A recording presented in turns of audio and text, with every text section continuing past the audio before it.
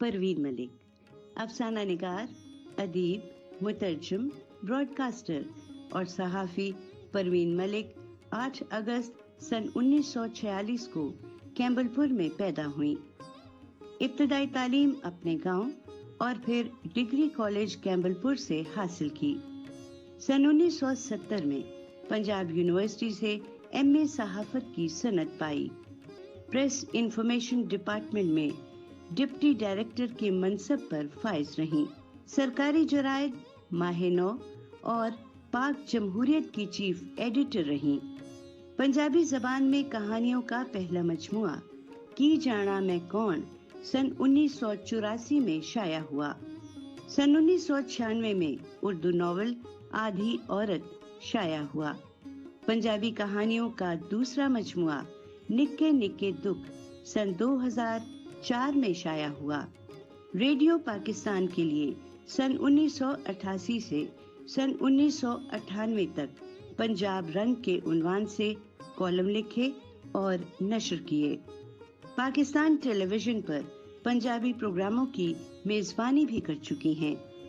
परवीन मलिक ने कुर्रतुलैन हैदर के नॉवलेट अगले जन्म मोहे बिटिया ना कीजो का तर्जुमा माए नी मैं किन्नू आँखां के उन्वान से किया।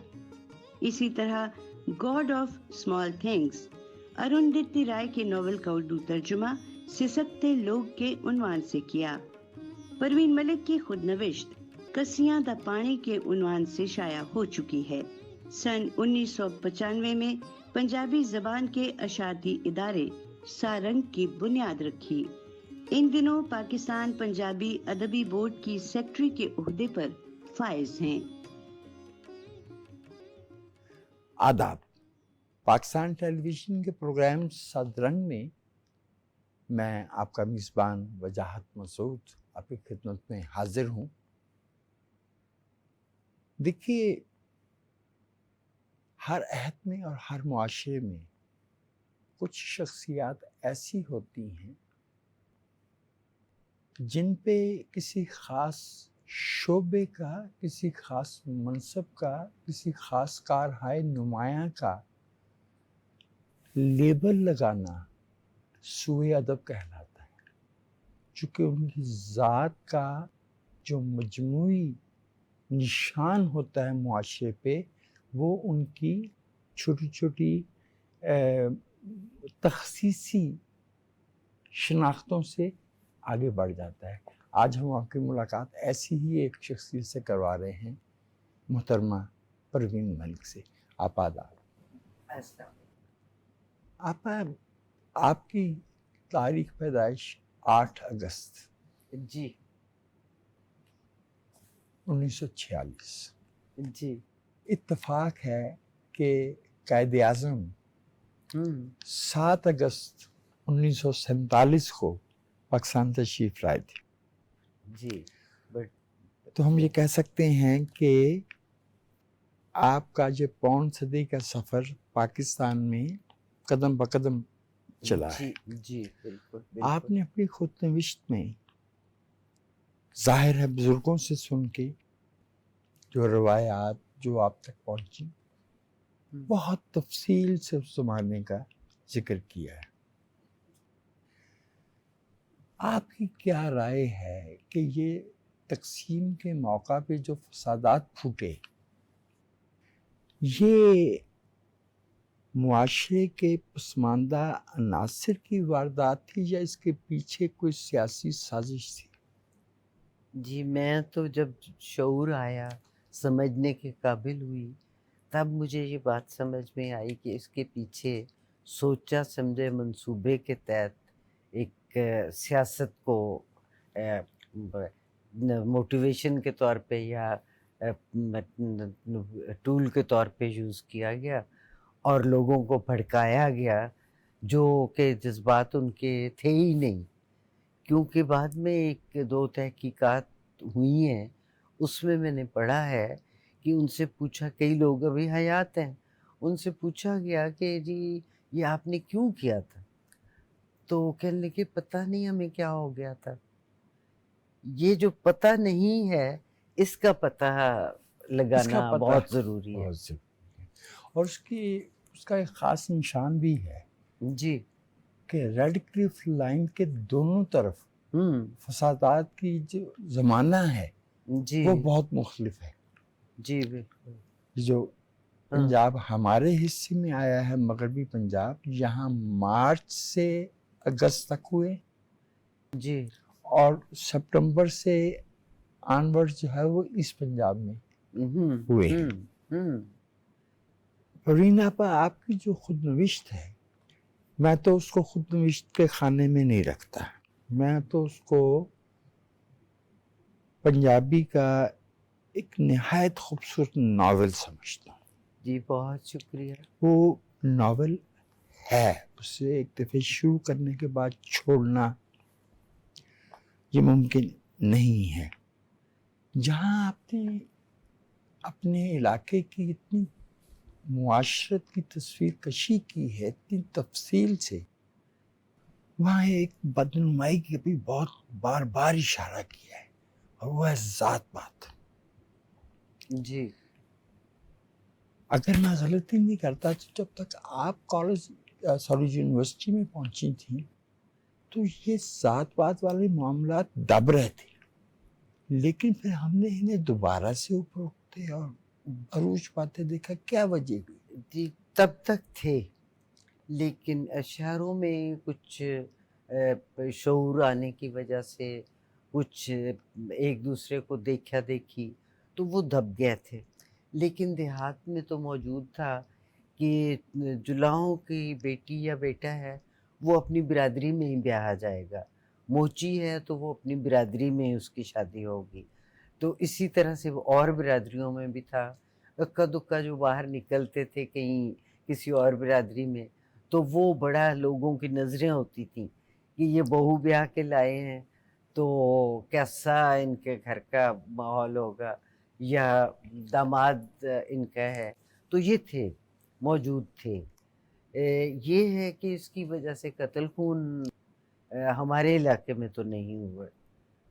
دوسرے علاقوں میں سنا ہے، پڑھا ہے کہ یہ ذات برادری کی وجہ سے بہت فسادات ہوئے، بہت ہنگامے ہوئے. لیکن ہمارے ہاں یہ نہیں ہوا، لیکن یہ کہ موجود تھا. یہ موجود تھا اور باقاعدہ اونچ نیچ اس میں جی باقاعدہ. بالکل بالکل موجود. آپ کو اپنی زندگی میں کم از کم 2 مواقع پہ ذاتی طور پہ صنفی امتیاز کا سامنا کرنا پڑا، جہاں تک میں سمجھ پایا ہوں. اور میں چاہوں گا کہ آپ کے فہم و شعور سے ہم استفادہ کریں اس موضوع پہ. ایک تو جب آپ کے والدین کے ہاں بچے کی پیدائش نہیں ہو رہی تھی تو آپ کی دادی نے، اگر میں غلطی نہیں کرتا تو آپ کے والد کو عقد ثانی پہ اکسانے کی کوشش کی. جی بالکل. اور دوسری مرتبہ جب آپ نے 2 جڑواں بچیوں کو جنم دیا تو آپ کی ساس نے باقاعدہ بین کی. جی بالکل بالکل. ایک پاکستانی تعلیم یافتہ ورکنگ لیڈی کے طور پہ آپ کا مشاہدہ کیا ہے کہ کیا ان 75 برسوں میں پاکستان میں صنفی امتیاز کم ہوا ہے، انسٹیٹیوشنلائز ہوا ہے، یا پہلے سے بڑھ گیا ہے؟ کیا صورت آپ؟ کچھ یہ ہے کہ بہت ساری مواقع پہ یعنی پڑھائی میں اب رکاوٹیں نہیں ڈالی جاتی، لڑکیوں کو پڑھنے دیا جاتا ہے، پھر ان کو جاب کرنے میں کوئی رکاوٹ نہیں ڈالتے، لیکن انہیں فیصلہ کرنے میں شامل نہیں کرتے. گھر کا کوئی فیصلہ کرنا ہے. ہم تو دیہاتی لوگ ہیں نا، تو ہماری زندگی میں فصلیں، کھیت کھلیان، وہ سارا اس کی بڑی اہمیت ہوتی ہے. تو اگر زمین کوئی بیچنی ہے، خریدنی ہے، تو گھر کے مرد اطلاع دیں گے اس کو، یا اس کے پاس رقم رکھوا دیں گے کہ یہ رقم لے لو، یہ اتنی فصل ہماری بک گئی ہے. باقی کوئی نہیں، کس کو بیچی ہے، کہاں بیچی ہے، کتنے کی بیچی ہے، یہ نہیں. وہ اسی کو رومال کو گرہ لگا کے تو رکھ دیتی ہیں. تو یہ ہے اس حد تک ہے کہ اس کو, جبکہ ایک عورت گاؤں کی, اس کو بازو کہا جاتا ہے. بازو کا مطلب ہے کہ وہ آپ کے ساتھ ہاتھ بٹا رہا ہے کام میں, لیکن اس کے دماغ کو کبھی نہیں مانا گیا. اگر وہ اپنے کوئی تجویز دیتی ہے, کوئی بات کرتی ہے, تو اسے یا تو جھڑک کے چپ کرا دیا جاتا ہے کہ تو چپ کر, تینوں کی پتہ, جی یا پھر یہ ہے کہ ٹھیک ہے نا ہم خود دیکھ لیں گے. بھائی خود کیا دیکھ لو گے؟ اگر ایک اور ذہنی قوت جو ہے وہ تمہارے ساتھ شامل ہو سکتی ہے تو اسے کرو. لیکن یہ کرنے میں آر محسوس کرتے ہیں. معافی چاہتی ہوں اب تک کیونکہ لوگ. اس سے اختیار میں کمی آتی ہے. جی بالکل, فیصلہ سازی بالکل, میں شرکت بالکل. ہی تو جی بالکل. بااختیار بناتا ہے نا. ہاں پیسے ہاں, ہاتھ میں پکڑا دینا تو اختیار نہیں ہے. نہیں ہے اختیار کے, وہ پیسے ویسے ہی واپس مانگے جا سکتے ہیں کسی وقت. اگر گھر کے اندر ہاں فیصلہ سازی میں جی تمام جو اہل خانہ ہیں وہ جی شریک نہیں ہیں تو جی پھر ہم معاشرے سے یہ کیسے توقع کر سکتے ہیں کہ وہاں جمہوریت ہوگی؟ نہیں. جمہوریت نام ہی پارٹیسپیشن کا ہے, جی جواب دہی کا ہے, بالکل فیصلہ سازی کا. بالکل. اگر وہاں ہم مل کے بات نہیں کر سکتے, ایک متفقہ فیصلے پہ نہیں چل سکتے ہیں, تو یہ تو چھوٹے دائرے سے بڑے دائرے کی طرف سفر ہوتا ہے نا. اب چھوٹے دائرے میں ہی ہم ناکام ہیں تو اگلے جو ہیں اسٹیپ, اس میں کیسے کامیابی کی توقع رکھیں گے؟ نہیں ہو سکتا. ہنگامی طور پہ تو ہو جائے گا. اس کی پوری ثقافت ہے. جی بالکل بالکل. جمہوریت جو ہے وہ پارلیمنٹ کے اندر جو ہے وہ تو گھر سے شروع ہوتی گھر ہے. سے شروع ہوتی ہے. گھر سے شروع. جو میں خوش بخت ہوں اس حساب سے کہ مجھے اپنے گھر میں پوری جمہوری جو ہے سپورٹ کہہ لیں, مدد کہہ لیں یا ماحول کہہ لیں, وہ ملا کہ میرے ساتھ مشورہ کیا جاتا تھا. ابا جی امی دونوں آپ کے بیٹھ کے والد کا اس مشورہ. میں بہت کردار ہے. جی بالکل, وہ مشورہ کرتے تھے کہ بیٹا اس طرح سے ہے تو یہ کر لیں یا نہ کریں. تو جو میرا کچا پکا ذہن کہتا تھا میں کرتی تھی, پھر اس پہ ہم بحث کرتے تھے, بات کرتے تھے. تو مجھے تو کبھی ذاتی طور پہ کمی نہیں ہوئی. لیکن یہ جو میں نے کتابیں پڑھی ہیں, یہ لوگوں کے تجربات ہیں جو میں نے اپنے اندر سے کی آگ میں سے گزارے ہیں, میرے اندر کی روح کی آوی میں سے پک کے نکلے ہیں. تو تب مجھے اس کا کرب کا دکھ کا اندازہ ہوا. میں نے محسوس کرنے کی کوشش کی کہ اگر یہ میرے ساتھ ہو تو کیسا لگے. تو جو نتیجہ نکلا وہ میں نے لکھ دیا. وہ ہمارے محاوروں سے لے کے جی ہماری روزمرہ لغت تک, ہوں وہ ہمارے فیصلوں سے لے کے جی سب سے بڑا فیصلہ تو شریک حیات کے انتخاب کا ہے نا. جی اس میں آپ جانتی ہیں کہ بالکل. ہاں بعض بہت ہی بنیادی سوال اٹھانے کی اجازت نہیں جاتی. میں نے یونیورسٹی میں پڑھاتے ہوئے کچھ عرصہ بچوں کی کاؤنسلنگ کی, جی اور میں چاہوں گا کہ اپنے مشاہدے کی جی آپ سے توثیق یا تردید ہو جائے. میں نے یہ محسوس کیا ہے کہ کالج یونیورسٹی میں پڑھنے والی بچیاں جی باپ کی بجائے ماں کے دباؤ میں زیادہ ہے. کیونکہ ماں سے زیادہ قریب ہوتی ہیں نا بچیاں, اس لیے مجھے یہ لگ رہا تھا کہ جی ماں دوہرا دباؤ محسوس کرتی ہے کہ اگر بچی سے کوئی دانستہ نادانستہ کوتاہی وغیرہ جی ہو گئی تو تو پہلا الزام اس پہ جواب آئے گا. دہی اسی کو کرنی پڑے گی. تو باپ سے بھی زیادہ وہ زیادہ محتاط ہوتی ہیں, زیادہ بعض اوقات ظالم لگتی ہیں. لیکن یہ کہ وہ زیادہ پریشرائز فیل کرتی ہیں, اور اسی طرح وہ اپنا پریشر جو ہے نا, اپنا جو دباؤ ہے وہ آگے اگلی نسل کو منتقل کر دیتی ہیں. منتقل کر دیتی جی ہیں. میں تھوڑی سی گستاخی کر رہا ہوں. مجھے نہیں ایک نہیں. ہاں پاکستان ٹیلی ویژن کے دیکھنے والوں کو ایک خاص شخصیت کے بارے میں بتانا اور پھر آپ سے رائے لی. اس ملک میں کم از کم 70 برس سے سیاستدان کو گالی دی جا رہی ہے جی. اور ہم نے 8-10 میں درجنوں ایسے سیاستدان دیکھے ہیں جنہیں کسی بھی قوم کا اثاثہ کہا جا سکتا ہے. ان میں سے ایک نام ملک محمد جعفر کا تھا.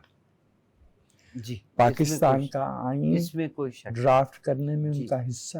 جی بالکل. جناح ایز اے پارلیمنٹیرین جو ان کی جی. کتاب ہے جی. آئی رحمان صاحب کے ساتھ مل کے لکھی ہوئی جی. شاندار کتاب. جی بالکل. اور آپا میں آپ کو اپنے آپ کے ذہن میں زیادہ تازہ ہوگا لیکن میری بھی نوجوانی تھی. 77 والا جب احتساب شروع ہوا ہاں تو ریڈیو پاکستان سے جس سیاستدان کا سب سے پہلے نام لے کے کہا گیا کہ ان کا تمام ریکارڈ دیکھا گیا ہے اور بادل وانی کی کوئی پرچھائی کوئی جی. نشان نہیں ملا، جی. ان کا نام ملک محمد جعفر تھا. اور مجھے فخر ہے اس پہ، مجھے بہت مان ہے اس بات پہ کہ وہ میرے چچا تھے اور ان سے کچھ نہ کچھ تھوڑا بہت جس کو روشنی کی کوئی کرن مجھ تک بھی پہنچی ہوگی، تو مجھے ان پہ فخر ہے. آپ کی تعلیم کے بارے میں بھی کالج بھیجنا تھا، اس میں بھی ان کا جی حصہ تھا. ان جی کی ایک صاحبزادی بھی آپ کی کلاس فیلو رہی. جی میری مجھے کلاس حیرت ہو رہی تھی کہ اگر میں غلطی نہیں کرتا تو ساجدہ جعفر ان کا ذکر آپ کی وہ ان کی صاحبزادی ان کا ذکر آپ کی خود اس میں کہیں نہیں آیا. I was a little astonished. I'm sorry. if there is... انسان کے اندر دیکھیں خامیاں بھی ہوتی ہیں، خوبیاں بھی ہوتی ہیں، مجموعہ ہوتا ہے. تو ساجدہ کے ساتھ کچھ ایسے اختلافات ہو گئے تھے جو کہ بالکل بے بنیاد تھے، لیکن اس بیس پہ انہوں نے میرے ساتھ کوئی، کیونکہ وہ مجھ سے سینئر تھیں، وہ ڈائریکٹ CSS کر کے آئی تھی. جی ہاں. میں نے گریڈ 16 سے شروع کیا تو میں ان سے ایک گریڈ تو پیچھے ہی رہی نا، بلکہ 2 گریڈ پیچھے ہو گئی. وہ ہماری DG تھی. تو اس دور میں ان کا جو رویہ تھا، وہ کوئی غیر بھی ہوتا تو اس پہ تو میں احتجاج کرتی، نعرے لگا کے. گراں گزرتا. اب یہ چچا کی بیٹی تھی، میں کیا کرتی؟ چپ ہونا بھی میری مجبوری تھی اور کڑنا بھی میری مجبوری تھی. تو اس وجہ سے میں نے سوچا کہ اچھا یا برا کچھ بھی میں ان کے بارے میں نہیں لکھوں گی، کوئی نئے سرے سے فساد نہ شروع ہو جائے. تو اس لیے میں نے یہ نہیں. لکھنے والوں کو بہت سہولت ہے کہ جو محترمہ بے نظیر سے منسوب کیا جاتا ہے نا جملہ، جی جمہوریت بہترین انتقام ہے، تو لکھنے والوں کے لیے جو ہے وہ بہترین انتقام یہ کہ ذکر ہی نہیں کریں گے. اب کیا کریں. آپ کے والد کو جی ایک ڈپٹی کمشنر کی اہلیہ کا غیر قانونی حکم نہ ماننے پہ جی ملازمت سے معطلی کا سامنا کرنا پڑا، جس سے ان کی پوری زندگی متاثر ہوئی. بالکل. اور یہ جو متعلقہ افسر تھے جن کی وہ اہلیہ تھی، خدا نے ہر نااہل کو ایک اہلیہ دے رکھی ہے. بالکل صحیح. ان کا نام ہم نے جب سنا، آپ نے تو یعنی آپ کے والد کا واسطہ تو کیمر پور میں پڑھا جب وہ ڈپٹی کمشنر تھے. جی جی بالکل. ہم نے انہیں دیکھا 1988 سے 90 والی ٹرائیکا میں.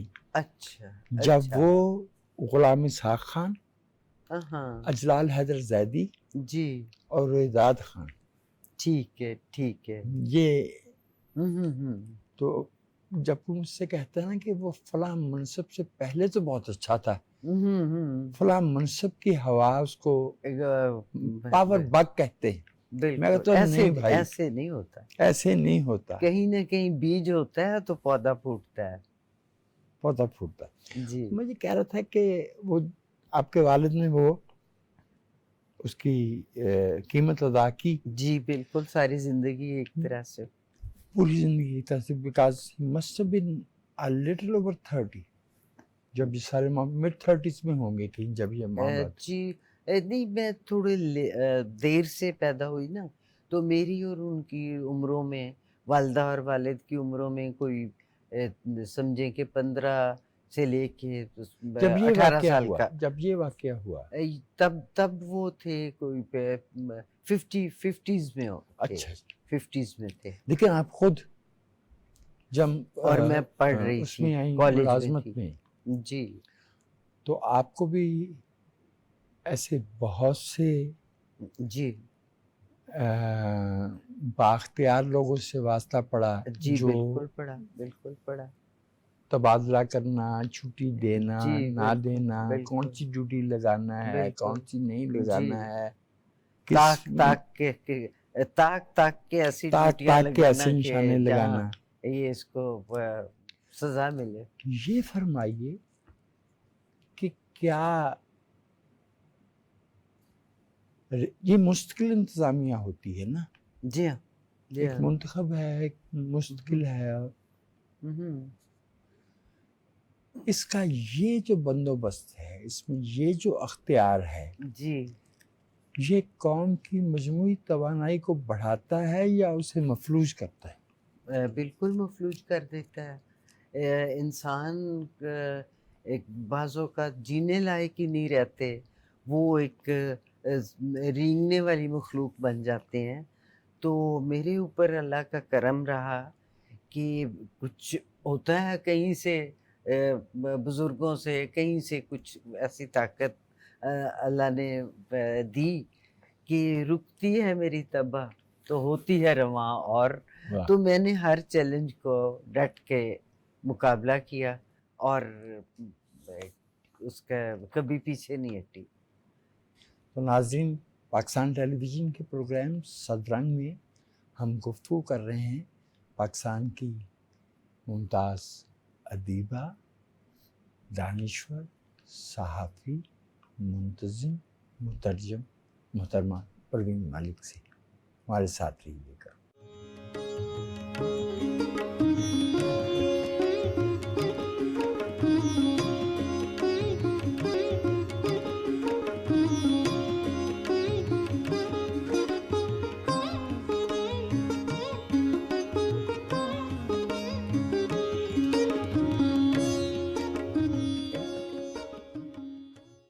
पाकिस्तान टेलीविज़न के प्रोग्राम सदरंग में आपको एक बार फिर से खुशामदीद कहता हूँ, और हम गुफ्तगू कर रहे हैं अपने मुल्क की मुमताज़ अदीबा, मुतरजम, दानिश्वर मोहतरमा परवीन मलिक से।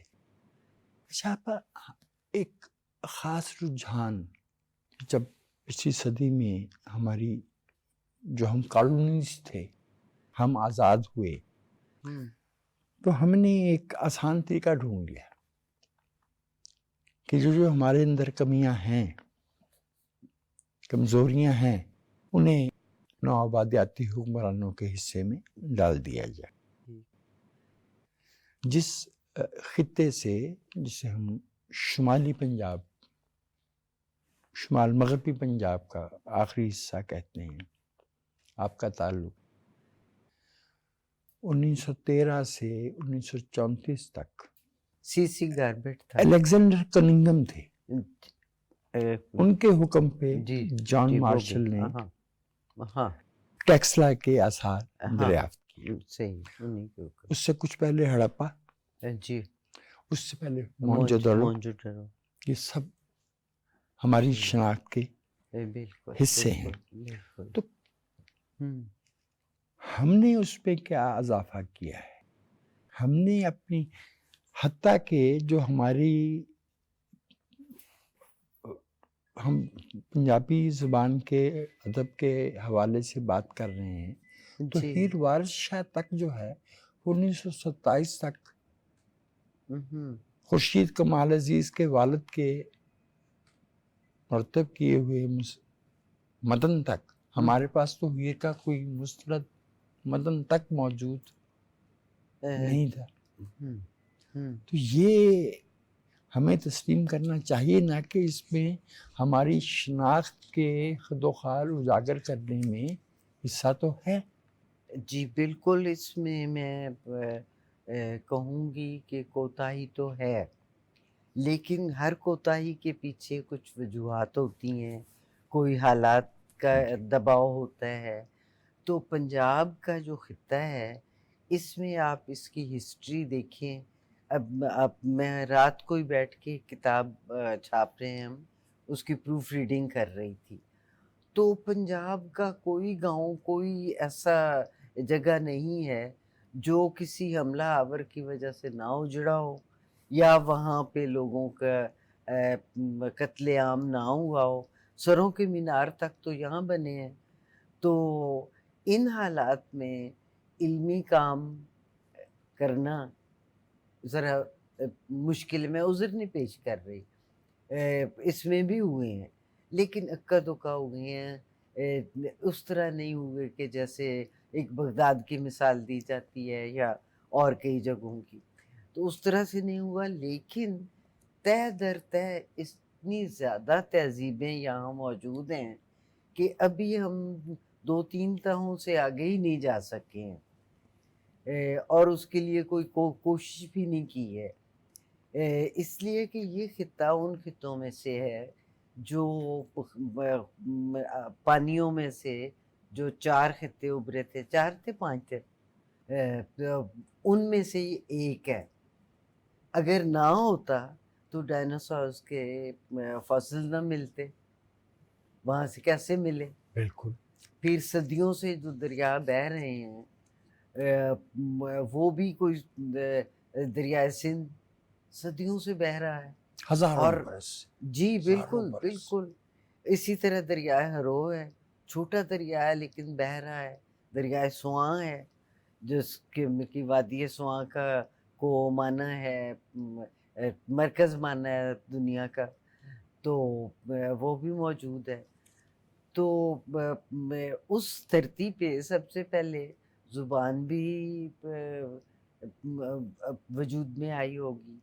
زبان کے آگے جو استعمال ہوتا ہے کہ حرف کی طرف کیسے بڑھی، وہ سارا پروسیس ہوا ہوگا، لیکن اسے محفوظ کون رکھتا کہ ہر آئے دن تو کوئی نہ کوئی حملہ آور ادھر ہریالی دیکھ کے چڑھ دوڑتا تھا، پھر وہاں سے سیدھا پنجاب کو رونتا ہوا آگے مندر وغیرہ تو اگلے حصے میں تھے نا، تو وہ مندر لوٹنے کے لیے اناج، مویشی، غلام یہاں سے ساتھ لیے جاتے تھے۔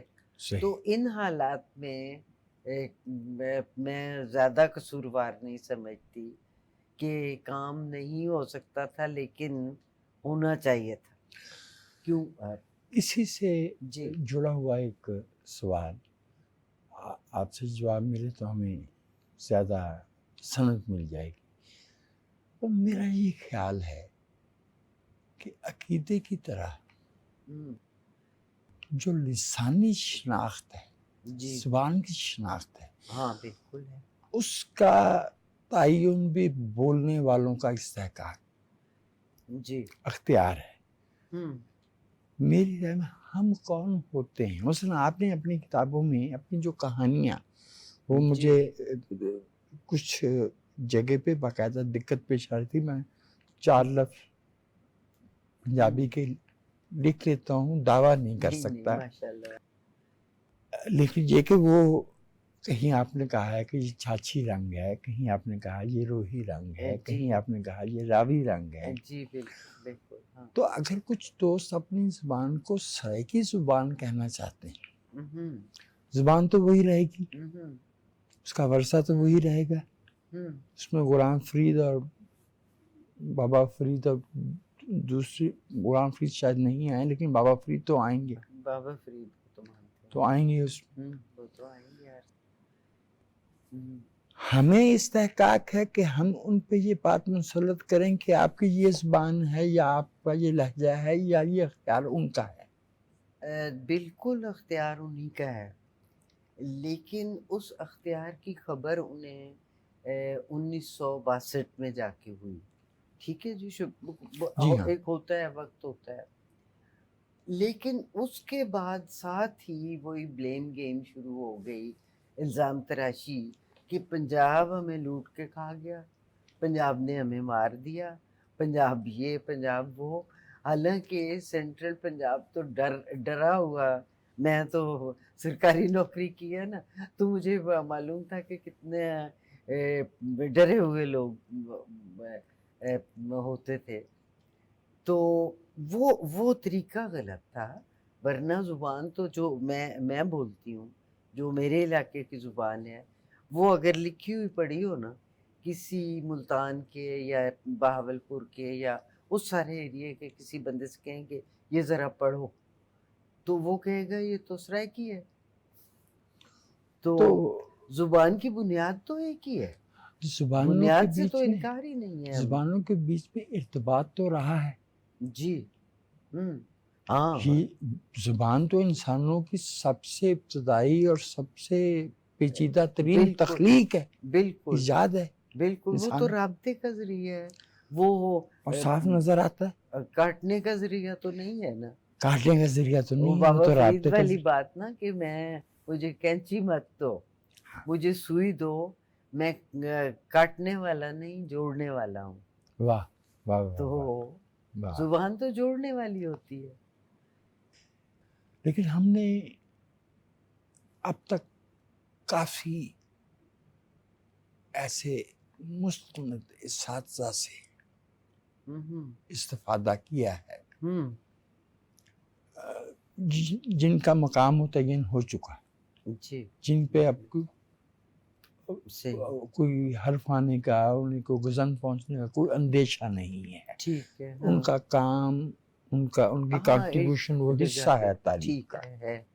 میں نے ان میں سے ایک بھی خاتون یا مرد ایسا نہیں دیکھا جس نے مجھے یہ نہ بتایا ہو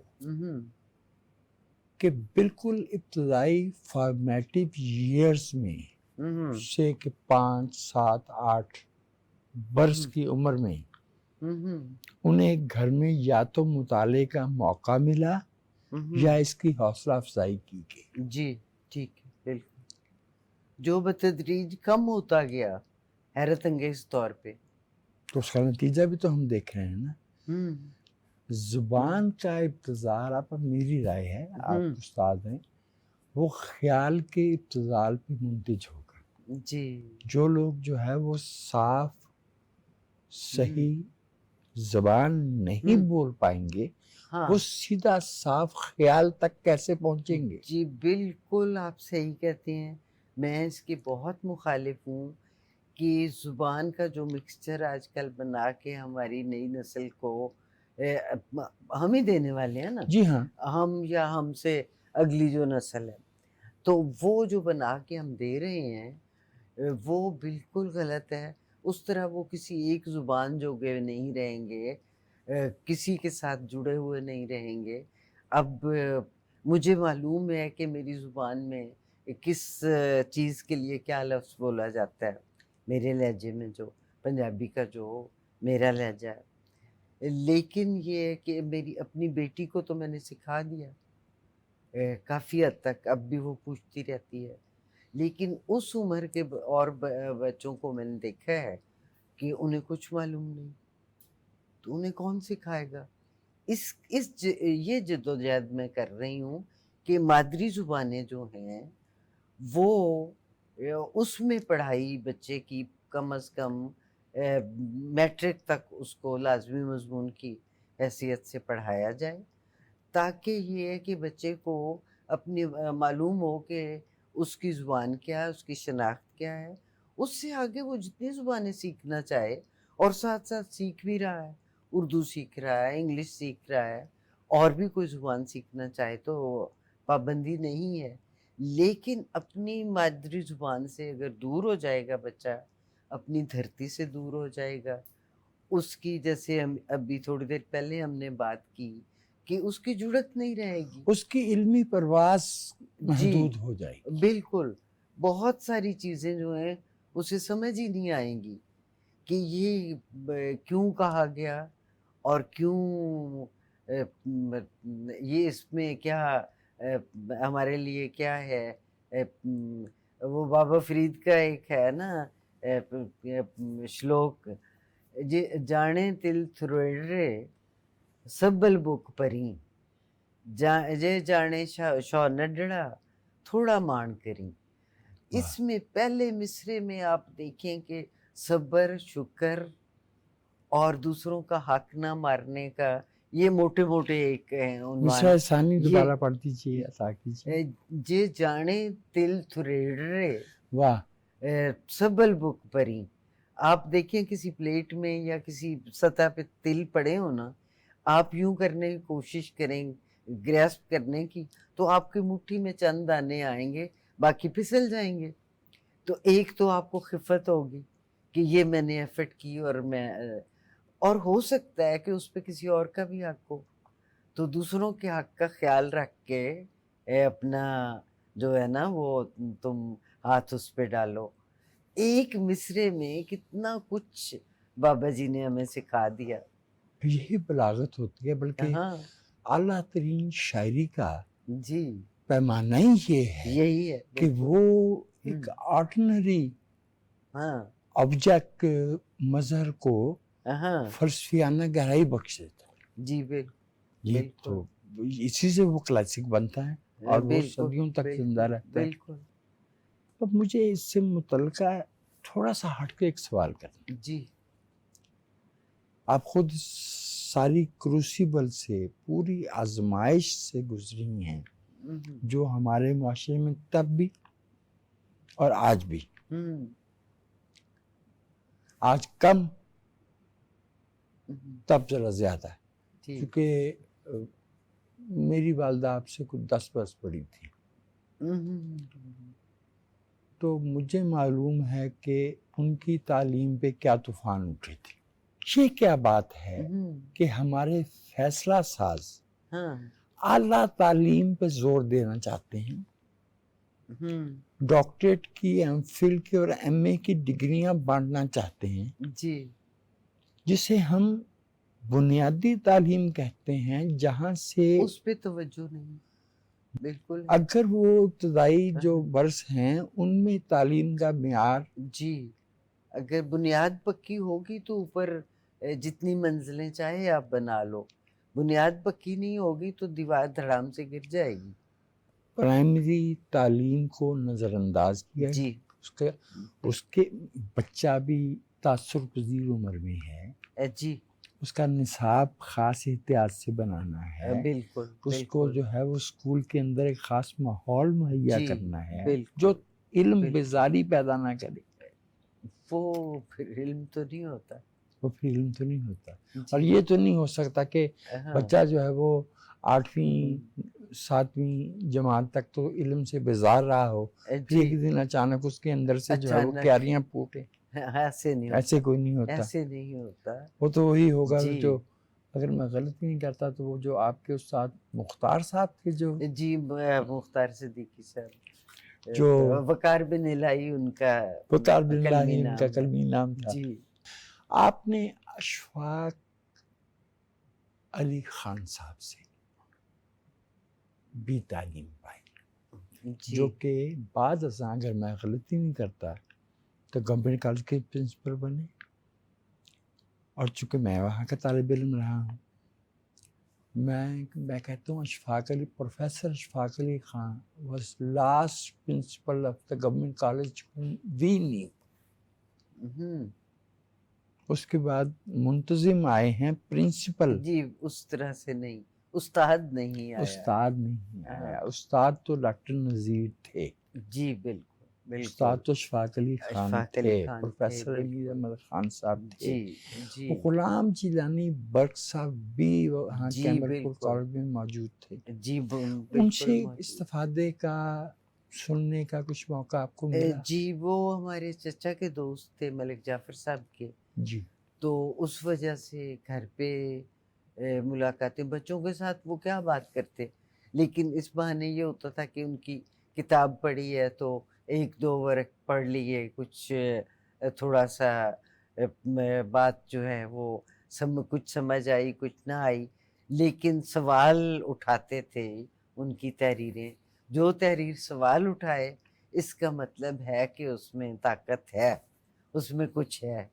تو اس طرح سے یہ کہ اور کالج میں بھی ہمارے وہ ایک کلاس لیتے تھے جی وہ آکے. غالباً وزٹنگ فیکلٹی کے طور پر. جی تو وہ سب کی کمبائنڈ ہوتی تھی.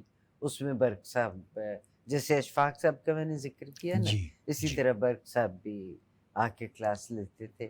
تو اتنا استفادہ کر چکی ہوں. مجھے ایک اور بات بھی یاد آتی ہے جی پروین آپا، بہاولپور میں جی ایک زمانے میں اہاں، ایسا اتفاق تھا اہاں، کہ کمشنر شیخ منظور الہی تھے اہاں، جو اردو نثر میں اپنا ایک جی مکتب نام ہے، سنا. اور ڈپٹی کمشنر مختار مسعود اچھا یک وقت. جی اور اب ان کے مقام پہ تو ہمیں کیا بات کرنا ہے، وہ تو طے ہے. ہوں، باقاعدہ کسی پرائمری اسکول میں چلے جاتے تھے مختار صاحب، اور بچوں میں خوش خطی کا مقابلہ کروایا جا رہا ہے. جی بالکل. چھوٹی چھوٹی جو ہے حوصلہ افزائیاں وہ کئی بچوں کو بہت آگے بڑھنے میں مدد دی ہوگی انہوں نے اور دیتی ہیں. وہ تو یہ میں نے دیکھا ہے. زندگی بھر کے لیے جی وہ ایک شفقت بھری نگاہ، جی ایک بالکل ایک بالکل. تھپکی. ہاں فیض صاحب کو بھی ہاں تو اقبال نے جی سنا میز پہ ہاں کھڑے کر کے 7 برس کی عمر میں. بالکل بالکل. یہی میں نے اپنی والدہ کو کرتے دیکھا کہ اب ظاہر ہے کہ اسکول ٹیچر کے ہاں کوئی خانسامے یا نوکر تو اس طرح ہوتے نہیں، کھانا وانا خود پکانا. ویسے بھی 2 لوگ تھے، تیسری میں. تو میں نے دیکھا کہ جو بچے ذرا کمزور ہوتے تھے نا ہر کلاس کے، انہیں روک لیتی تھی. تو ہمارے یہاں ریتلا علاقہ بھی ہے.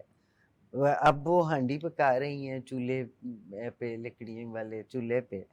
آس پاس بچے بیٹھے ہوئے ہیں تو انہیں ساتھ ساتھ پڑھا رہی ہیں، ریت پہ لکھوا رہی ہیں کہ غریب بچے ہیں، ان کے پاس تختی نہیں ہے، سلیٹ نہیں ہے، تو ان کا مٹیریل نہ ضائع ہو. وہ ریت پہ لکھ کے کرتے تھے. تو اس طرح سے بہت سارے بچوں کو انہوں نے ایک طرح ہاتھ پکڑ کے آگے چلایا. میں اپنا ایک دکھ آپ سے شیئر کرنا چاہتا ہوں.